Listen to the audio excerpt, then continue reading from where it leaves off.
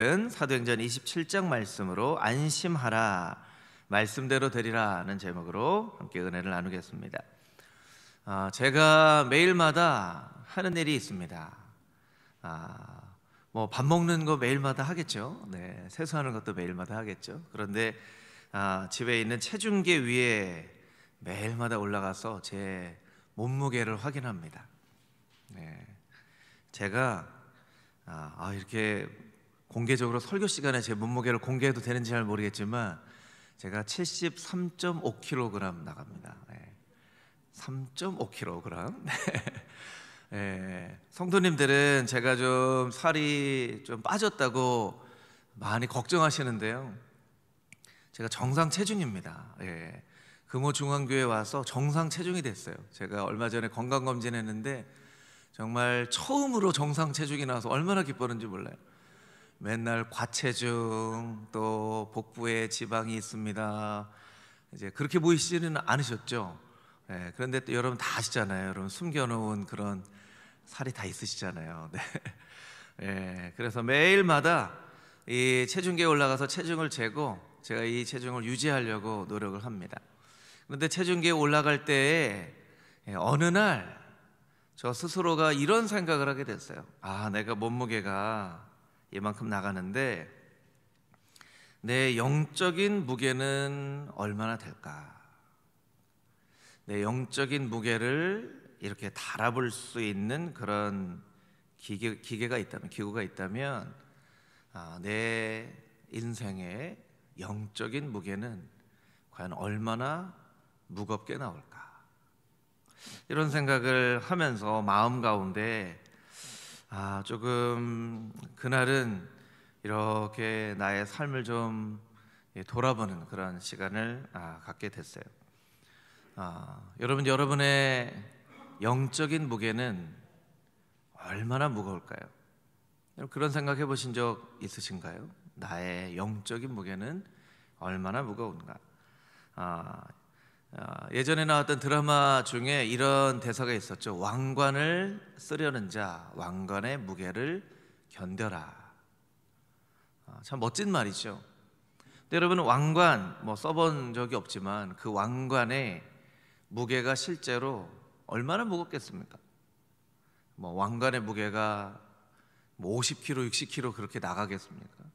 실제로 왕관의 무게는 그렇게 무겁지는 않죠. 그러나 그 왕관이 의미하는 이 왕이 된다는, 리더가 된다는 그 무게는 그 실제 왕관의 무게와 비교할 수 없을 만큼의 아주 큰 무게가 있다는 것이죠. 제가 대강절을 맞아서 가운을 입고 있는데요, 여러분, 제가 입고 있는 이 가운을 이렇게 재보면 얼마나 무거울까요? 한 500g쯤 될까요? 한 1kg쯤 될까요? 이 가운 스톨까지 있으니까. 그러나 여러분, 제가 입고 있는 이 가운은 사실 굉장히 무거운 가운이에요. 목사 안수를 받을 때 가운을 입혀 주실 때 이 가운이 참 무겁게 느껴지더라고요. 내가 이제 안수를 받고 하나님의 종으로, 하나님의 사람으로 그렇게 부르셨구나 라고 하는 이 무게가 이 실제 가운은 가볍지만 이 가운이 가지고 있는 무게는 실제로 굉장히 무거운 그런 무게를 가지고 있다는 것이죠. 여러분, 우리가 서로를 직분으로 부르기도 하지요. 장로님, 집사님, 권사님 이렇게 부르기도 하지만 성경은 여러분 한 사람 한 사람을 성도라고 부릅니다. 성도는 거룩할 성자, 따를 도자, 길도자, 하나님을, 예수님을 따르는 거룩한 사람이라는 의미인데요, 영어로는 세인트라고 합니다. 세인트는 성인이라는 말이기도 하죠. 여러분 한 사람 한 사람이 하나님의 부르신 성도인 것을 여러분 반드시 기억하십시오. 여러분이 성도인 것을 믿으십니까? 그 성도라는 말이 가지고 있는 무게가 있어요.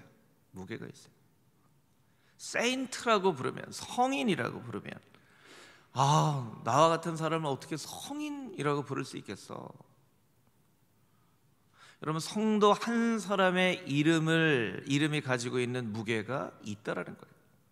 그 무게를 알고 살아가는 사람과 그 무게를 알지 못하고 살아가는 사람의 삶은 하늘과 땅처럼 큰 차이가 있다라는 것이죠. 대강절 둘째 주인데 예수님은 이 땅 가운데 우리의 죄악을 용서하기 위하여 십자가를 지시기 위하여 이 땅 가운데 오셨죠. 십자가의 무게는 무거운 것이었지만 실제로 사람 한 사람이 옮길 만한 그런 무게였죠. 그러나 그 십자가는 인류의 죄악만큼의 무게가 있는 그 의미를 가지고 있는 것이 바로 십자가였다는 것입니다. 예수님께서 지신 그 십자가는 한 사람이 능히 옮길 수 있는 그 십자가의 무게와 비교할 수 없는 그 많은 인류의 죄악과 동일한 무게를 가지고 있는 십자가였던 것을 우리가 반드시 기억해야만 한다는 것입니다. 지난주 이번 주 살펴보는 이 사도행전 27장은 바울을 태우고 가던 배가 풍랑에 파손이 되었다가 이 풍랑에 파손된 사람 276명이 다 생명을 건지는 그런 이야기가 적혀져 있는 말씀입니다. 그런데 우리는 알아야 됩니다. 이 말씀은 풍랑에 대한 말씀이 아니라 한 사람이 가지고 있는 영적인 무게에 대한 말씀이라는 것을 우리가 기억해야 됩니다. 그래서 이 풍랑이 걸렸지만, 풍랑에 배가 파손됐지만 이렇게 살았구나, 이렇게만 사도행전 27장을 이해한다면 그것은 이 말씀 가운데 담겨져 있는 의미를 잘 이해하지 못한 거예요. 한 사람의 영적인 무게, 그것이 얼마나 중요한가, 그것을 고민하며 말씀을 들어야만 한다는 것이죠. 오늘 우리가 읽은 말씀 가운데 20절, 21절에 있는 말씀을 우리 다시 한번 읽어보도록 하겠습니다. 20절, 21절 말씀 함께 읽겠습니다. 여러 날 동안 해도 별도 보이지 아니하고 큰 풍랑이 그대로 있음에 구원의 여망마저 없어졌더라. 여러 사람이 오래 먹지 못하였음에 바울이 가운데 서서 말하되 여러분이여 내 말을 듣고 글에 대해서 떠나지 아니하여 이 타격과 손상을 면하였더라면 좋을 뻔하였느니라. 아멘. 바울을 태우고 가던 배 알렉산드리아호는 좋지 않은 날씨를 만나서 미항이라고 하는 작은 항구에 임시 정박을 했습니다. 바울은 이 배를 이렇게 항해를 하는 그런 이 때가 아니기 때문에 굉장히 위험합니다 하고 항해를 말렸죠. 그러나 선장과 선조는 그 알렉산드리아호라는 거대한 배가 이 배가 이상하게 되겠어, 위험에 빠지겠어 하고 그 배의 크기를 믿고 무리를 해서라도 베닉스라는 항구로 가서 겨울을 나려고 하죠. 그래서 미항을 떠납니다. 마침 순풍을 만나요. 그래서 자기의 뜻대로 되는 것 같았지만 곧 유라굴로라는 광풍이 불어서 사람들이 다 죽을 위기에 빠집니다. 밤이 되었는데도 달이 뜨지 않아요. 낮이 되었는데도 해가 뜨지 않을 정도로 광풍이 막 몰아닥칩니다. 사람들이 정말 애써서 배를 파손되지 않으려고 합니다. 짐이 많아서 둘째 날에는 가지고 있는 짐을 다 버립니다. 셋째 날에는 더 가볍게 하기 위해서 기구들마저도, 기구는 배에 꼭 필요한 것들이거든요. 그 기구마저 다 버리는데도 이 광풍은 자자들 생각을 하지 않고 배는 곧 파손될 것처럼 어려움에 빠지게 되죠. 그래서 사람들이 구원의 여망마저, 살아날 마지막 소망마저 다 잃어버리고 이제 죽을 날만 기다리고 사람들이 먹지도 못하고 이렇게 있었다는 것이죠. 그것이 지난주에 우리가 묵상한 말씀이죠. 오늘 본문 말씀 읽은 20절, 21절 말씀에 보면 이 정말 죽을 시간만 기다리고 있는 사람들, 먹지도 마시지도 못하는 사람들에게 바울이 이야기를 합니다. 여러분이여 내 말을 들으십시오. 그러기에 내 말을 듣고 글에 대해서 떠나지 않았더라면 이 타격과 손상을 입지 않았을 것 아닙니까? 그렇게 사도 바울이 이야기를 합니다. 세상에는 여러 종류의 사람이 있죠. 착한 사람도 있고 나쁜 사람도 있습니다. 선한 사람도 있고 악한 사람도 있어요. 그런데 착한 사람, 나쁜 사람 이 가운데 짜증나게 하는 사람이 있는데요. 짜증나게 하는 사람은 어떤 사람입니까? 일이 꼭 다 끝나고 나서 내가 이렇게 될 줄 알았다니까. 거봐, 난 이거 안 될 줄 알았어. 그럼 안 될 줄 알았으면 미리 말렸어야죠.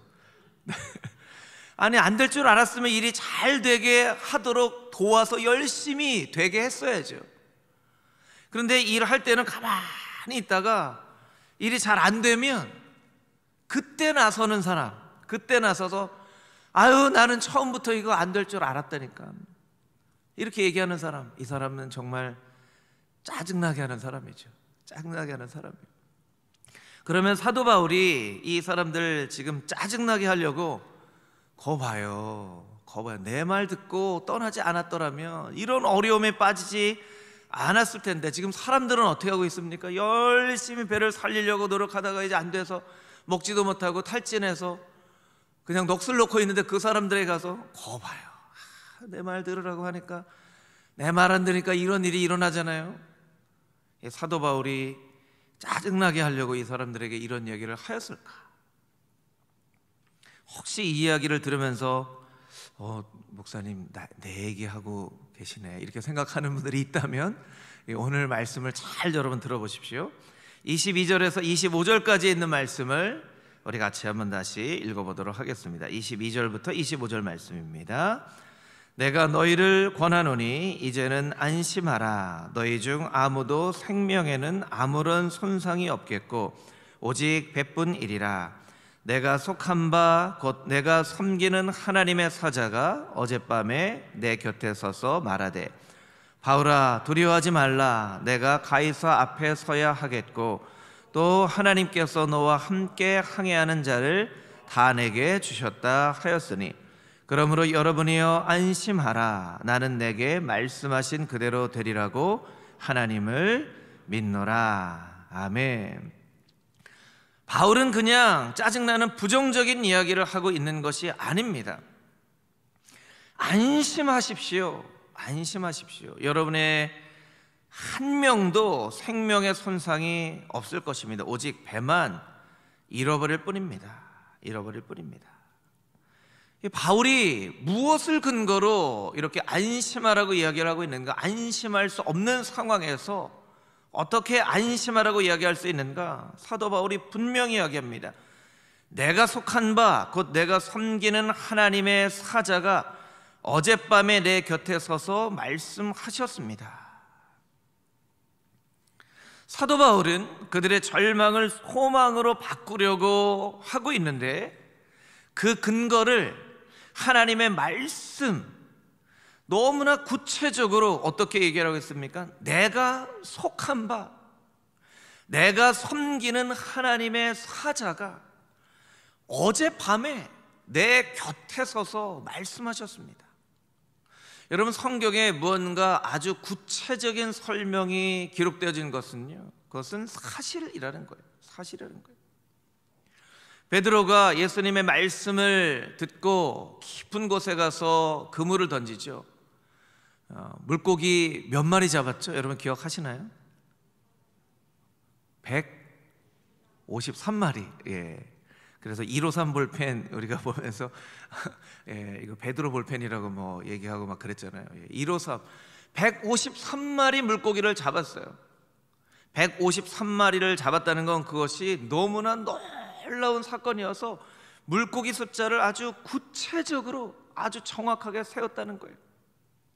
오병이어의 기적이 일어나고 나서 남은 이 조각을 모으니까 광주리가 몇 광주리가 나왔죠? 예, 12광주리가 나왔어요. 그것은 이것이 아주 분명한 사실이라는 거예요. 여러분, 하나님의 말씀을 우리가 가지고 있지만 하나님의 말씀으로 절망을 소망으로 바꾸기 위해서는요, 우리 가운데 하나님의 말씀에 대한 아주 구체적인 말씀에 대한 경험과 고백이 있어야 돼요.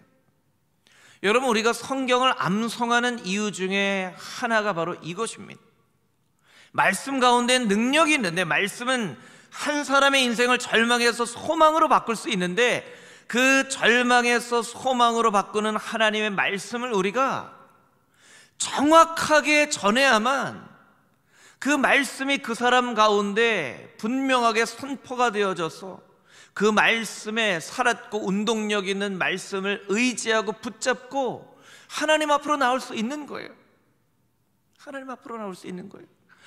하나님이 이렇게 사랑한다고 하신 것 같기도 하고 아닌 것 같기도 한데, 믿어보시려면 믿어보셔도 좋지만 판단은 여러분에게 있으니까, 여러분, 이렇게 복음을 전하면 이 복음을 듣는 사람이 이 복음에 반응을 하겠습니까?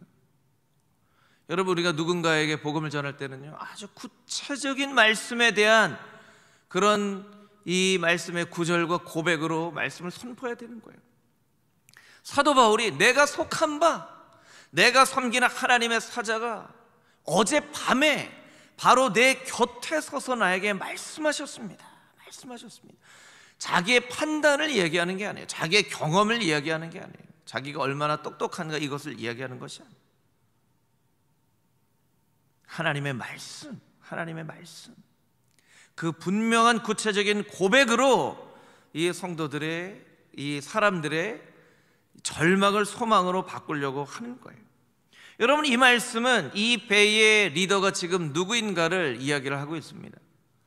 이 배에는요, 정치적으로 힘을 가지고 있는 백부장이 타고 있어요. 경험으로는 선장이 리더이죠. 그리고 소유로 보면 선주가 리더예요. 근데 실제로 지금 이 사도행전 27장의 이 배의 리더는 사도 바울인 것을 우리가 알 수 있습니다. 누가 리더의 자격이 있는가? 그것은 경험이 많은 사람 아닙니다. 힘이 있는 사람이 아닙니다. 소유가 있는 사람이 아닙니다. 모든 사람을 두려움에서 소망으로, 절망에서 하나님을 바라볼 수 있도록 만드는 사람이 하나님께서 세우시는 리더라는 것을 오늘 이 본문의 말씀은 우리에게 이야기를 하고 있다는 거예요. 여러분, 우리가 신앙생활을 하면서 신앙의 경험이 많을 수도 있고 적을 수도 있습니다. 지혜가 있을 수도 있고 좀 지혜가 없을 수도 있어요. 성격이 활발할 수도 있고 활발하지 않을 수도 있어요. 여러분, 그것에 따라서 때로는 하나님께서 교회에 섬기는 리더로 세우신다고 우리가 생각을 하지만, 여러분, 오늘 이 본문의 말씀을 기억하며 하나님께서 세우시는 사람, 어떤 사람인가? 누구에게 하나님의 분명한 말씀이 있는가? 누가 하나님으로부터 온 소망을 마음 가운데 가지고 있는가? 누가 이 절망적인 상황을 이겨낼 수 있는가? 그것을 통하여 하나님께서 하나님의 사람을 세우신다는 것을 우리가 분명히 기억해야만 합니다. 사람이 없다고 얘기를 하죠. 이 정치를 이렇게 보면 청문회도 하고 이렇게 사람들을 세우는 과정을 보면 많은 사람들이 그렇게 얘기해요. 아유, 저렇게 사람이 없어. 저렇게 사람이 없어서 저렇게 흠이 많은 사람을 어떻게 이렇게 임명하려고 했지? 이런 이야기들을 우리가 합니다. 사람이 없다고 얘기합니다. 그 사람이 없다는 것은요, 실제로 사람이 없는 것이 아니라 그 일을 정말로 잘 감당할 적임자가 없다는 뜻이죠. 여러분, 교회에도 그런 얘기 많이 합니다. 사람이 없다. 작은 교회는 작은 교회 나름대로, 큰 교회는 큰 교회 나름대로 사람이 없다고 합니다. 사람이 없다고 합니다. 여러분, 오늘도 이 멀티미디어 부에서 섬길 분을 찾습니다. 각 교육부에서도 교사를 찾습니다. 이렇게 하죠. 지금 이때는요, 이 12월 때는 이제 각 부서에 새롭게 내년을 섬길 사람들을 막 찾을 때예요. 그래서 각 부서를 섬기는 우리 UIH부, 아동부, 청소년부 부장님들은 막 성도님을 보면서 누가 교사로 섬길 만한 사람이지, 또 각 부서에서는 누가 이렇게 좀 섬길 만한 사람이지, 이렇게 성도님들을 보죠. 여러분, 금호중앙교회에 사람이 참 많이 없어요. 사람이 참 많이 없어요. 여러분, 금호중앙교회에 하나님의 교회를, 또 이 땅을 섬길 하나님의 사람들, 하나님의 예수님을 따르는 제자들로 가득 차는 그런 교회가 되기를 주님의 이름으로 축복합니다. 지금은 막 찾아도 사람이 없지만 이제는 하나님의 사람들을 세워서 정말 하나님의 섬길 수 있는 사람들로 넘쳐나는 그런 사람들이 많은 그런 교회가 되어져야 돼요. 그런데 우리가 꼭 기억해야 될 것은 우리가 어떤 사람을 찾느냐는 거예요. 경험이 많은 사람 찾는가? 아니면 지혜로운 사람 찾는가? 활발한 성격 있는 사람 찾는가? 아닙니다. 절망을 소망으로 바꿀 수 있는 하나님의 말씀으로 살아가는 그 사람을 우리가 찾아야만 한다는 거예요. 우리가 때로 잘못 생각하거나 착각할 수 있습니다. 성격이 좋다고, 경험이 많다고, 이 사람이 적임자구나, 이 사람이 참 훌륭한 사람이구나. 아닙니다. 하나님은 사도 바울과 같이 분명한 말씀으로 절망을 소망으로 바꿀 수 있는 사람을 찾으셔서 그 사람을 세우시고 그 사람을 통하여서 이 배에 타고 있는 모든 사람의 생명을 건지시는 하나님이신 것을 우리가 꼭 기억해야만 한다는 것입니다. 여러분에게 한 가지 제가 이렇게 좀 질문을 할 텐데요. 여러분은 여러분의 신앙의 고백으로 하나님께서 이 천지 만물을 말씀으로 지으신 것을 믿으십니까? 여러분의 신앙의 고백으로 이 하나님의 말씀이 진짜로 이 삶 가운데, 우리의 인생 가운데, 이 역사 가운데 일어난 분명한 말씀인 것을 여러분은 신앙으로 고백하십니까? 아멘. 만약에 여러분이 천지 만물을 하나님께서 말씀으로 지으신 것을 믿음으로 믿는다고 고백을 하고, 이 적혀진 하나님의 말씀이 정말 틀림이 없는 하나님의 말씀이라고 여러분이 믿는다면 사도 바울과 같이 25절 말씀 자막으로 한번 보여주시겠어요? 그러므로 여러분이 안심하라. 나는 내게 말씀하신 그대로 되리라고 하나님을 믿노라. 여러분의 인생 가운데 하나님의 말씀하신 대로 여러분의 아직 찾아오지 않은 미래에 일어날 일들이 말씀대로 이루어질 것을 똑같이 믿으실 수 있으셔야 돼요. 여러분은 여러분의 인생 가운데 하나님의 말씀대로 이루어질 것을 믿으십니까? 할렐루야. 아멘. 그것을 믿을 수 있어야 돼요. 근데 우리의 삶을 잘 돌아보면요, 우리가 하나님 믿습니다. 천지 만물을 창조하신 것 믿습니다. 이 말씀 믿습니다. 우리가 지나온 하나님의 말씀과 역사는 우리가 잘 믿는데요, 앞으로 우리의 삶 가운데 이루어질 일에 대해서는요, 우리가 잘 믿지 못하는 그런 경향이 있어요.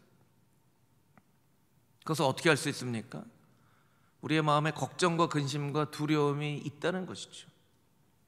여러분, 왜 우리의 마음 가운데 걱정이 있습니까? 왜 우리의 마음 가운데 두려움이 있습니까? 하나님께서 말씀대로 이루실 것을 믿지 못하기 때문에.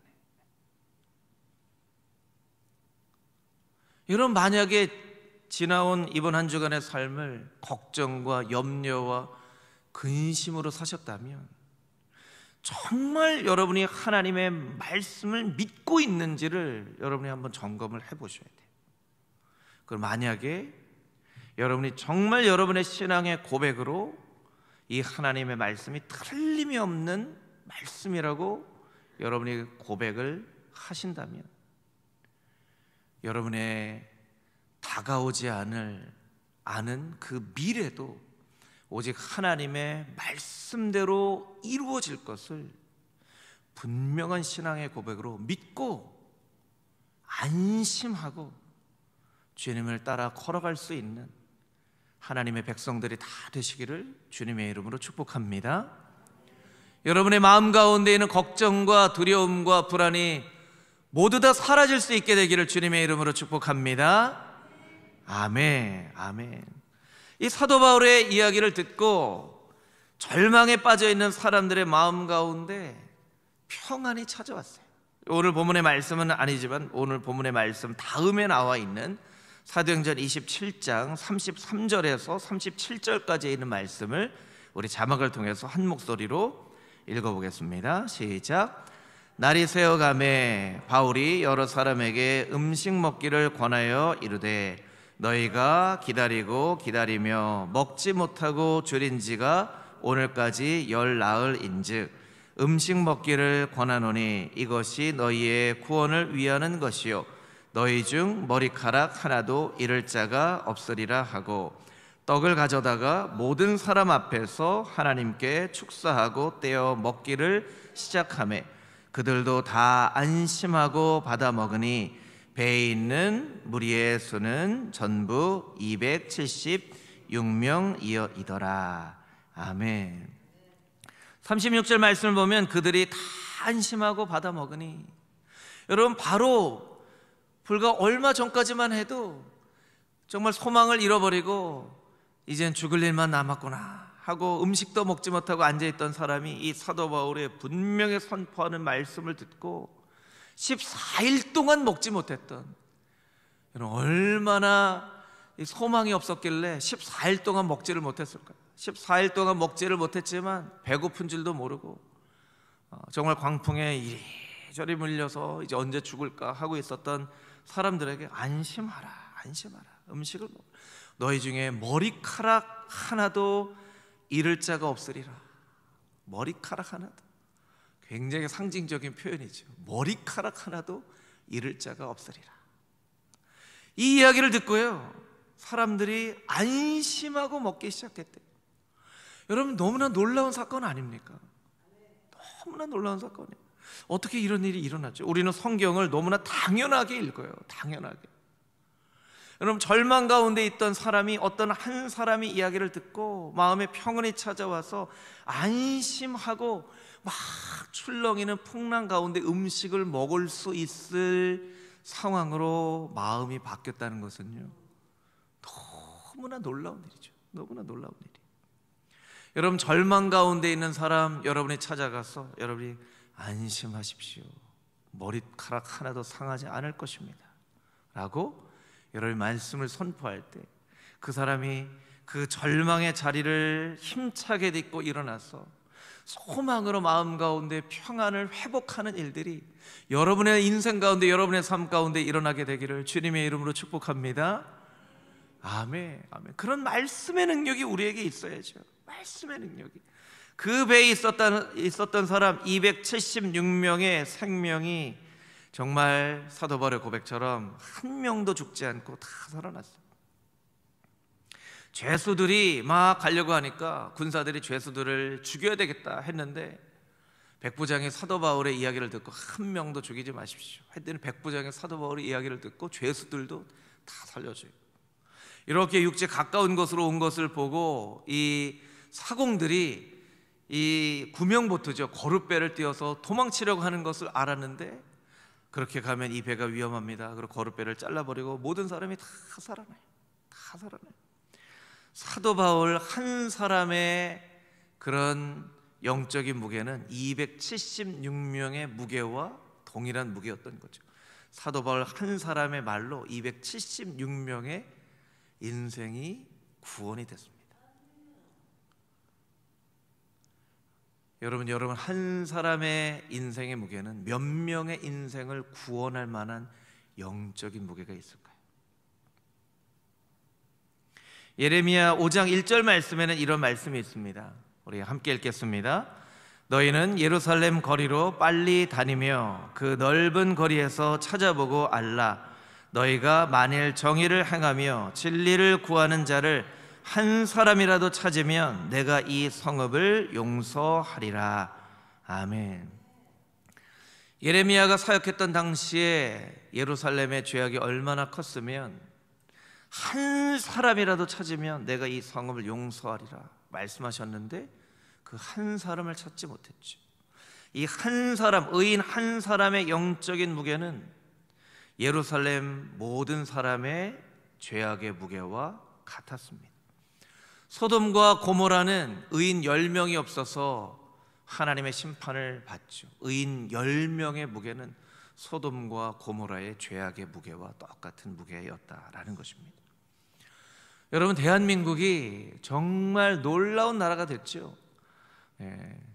대한민국이라는 나라가 월드컵 16강에 진출할 줄 여러분은 다 아셨죠? 그런 믿음이 없으셨습니까? 후반전 46분쯤 골 넣을 거라고 여러분 생각하셨잖아요. 그렇죠? 여러분, 대한민국이라는 나라 불과 얼마 전까지만 생각을 해봐도 유럽의 강호들하고 동등한 경기를 치르거나 이길 수 있다고 누가 생각을 했습니까?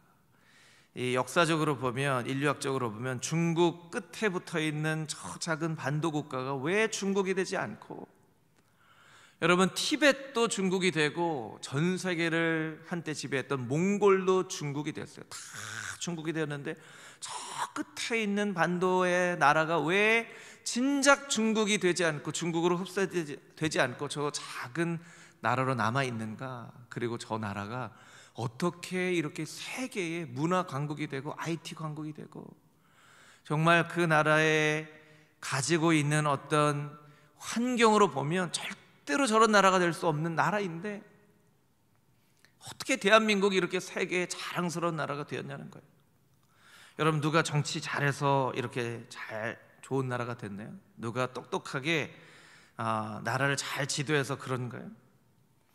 아니면 우리가 도덕적으로 훌륭해서 이런 나라가 되었을까요? 여러분, 어떻게 6.25 전쟁으로 남북이 갈라지고 폐허가 된 나라가 이렇게 멋진 나라가 되었을까요? 저는 이 말씀을 준비하면서 우리의 신앙의 선배들이 이 나라를 위하여서 정말 눈물로 기도했던 그 기도의 무게가 오늘 발전한 이 대한민국이라는 나라의 발전의 무게와 같은 무게라는 그런 생각을 했어요. 대한민국이 많이 발전했죠. 이 발전한 모든 것을 합한 무게는 우리의 신앙의 선배들이 이 폐허가 된 나라를 위하여 날마다 새벽을 깨워 기도하고 또 기도하고 눈물로 기도하고 기도했던 우리의 신앙의 선배들의 기도의 무게가 오늘날 우리가 누리고 있는 이 나라의 발전의 무게이구나. 가나안 농군학교를 세운 김용기 장로님이 매일 그렇게 외쳤다고 하지 않습니까? 조국이여 안심하라, 내가 기도하고 있다. 조국이여 안심하라, 내가 기도하고 있다. 여러분, 이분은 어떤 영적인 자신감이 있길래 이렇게 이야기할 수 있었을까요? 조국이여 안심해라, 내가 기도하고 있다. 그 김용기 장로님의 한 사람의 기도의 무게는 엄청나게 무거운 그런 기도의 무게라는 거예요. 얼마 전에 성동시청에서 전화가 왔어요. 이태원 사태 이후로 건물들이 안전한지 좀 검사를 하기 위해서 나온다는 거예요. 그래서 담당자가 나와서 뭐 이렇게 안전한지, 대피로는 잘 되어 있는지 제가 이렇게 물어보니까 성동구 안에 있는 시설 중에, 큰 시설 중에 8곳을 선정했대요. 그래서 제가 이렇게 물어보니까 사찰이 2곳이 있고요, 성당이 2곳이 있고요, 교회가 2곳이 있더라고요. 그래서 어떤 교회입니까? 금호중앙교회하고 무학교회래요. 그래서 어떻게 선정했습니까? 금호중앙교회가 이렇게 큰 교회니까 선정이 됐습니다. 제가 조금 마음에 뿌듯함이, 금호중앙교회가 이 정도의 이 사람들이 볼 때는 이 정도 교회구나. 사실 우리만 잘 몰라요. 신앙생활은 우리만 잘 모르고 사람들은 금호중앙교회를 어떻게 그렇게 보고 있다라는 거예요. 실제로 교회에 오는 많은 분들이 교회를 보고 참 감탄을 하고 놀랍니다. 교회 모든 시설들도 보고 또 카페도 보고, 교회가 이렇게 카페를 만들어서 주민들을 위해서 막 체육관도 보고, 그리고 헌당을 했다고 하니까요, 우리 교회는 10년 동안 노력해도 못하는 일을 어떻게 금호중앙교회는 이렇게 불과 얼마 만에 이렇게 했습니까? 막 부러워하고 얼마나 금호중앙교회를 그렇게 부러워하는지 몰라요. 우리는 잘 모르는데요. 우리는 너무나 당연하게 여기는데요. 예. 여러분, 우리가 이렇게 한번 생각을 해봐야 됩니다.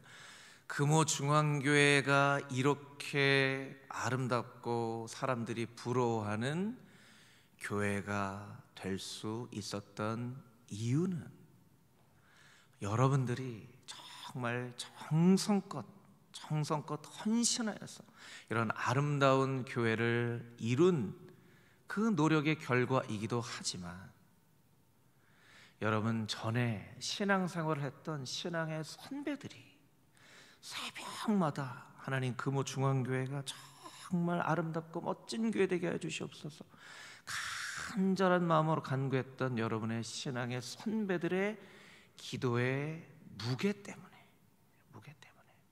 금호중앙교회가 이렇게 아름답고 멋진 교회가 된 것임을 우리가 잊지 않고 기억해야만 한다는 거예요.